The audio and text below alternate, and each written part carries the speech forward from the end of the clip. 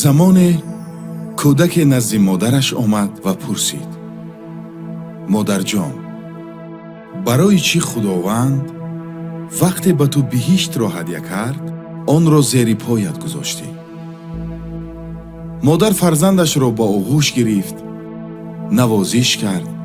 ҳамон гоҳ дар чашмони модар ашк ҳалқа зад ва гуфт: фарзанди азизам, ҷигарбанди модар, вақте худованд ба ман биҳиштро ҳадя кард, ҳамроҳи биҳишт ту низ будӣ ва ман туро рӯи каф бардоштам ва биҳиштро зери поям ниҳодам.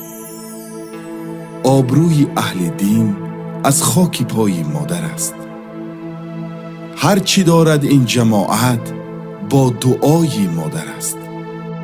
он чӣ дар васфи биҳишт фармуд қуръони карим, соҳиби қуръон бигуфто зери пои модар аст.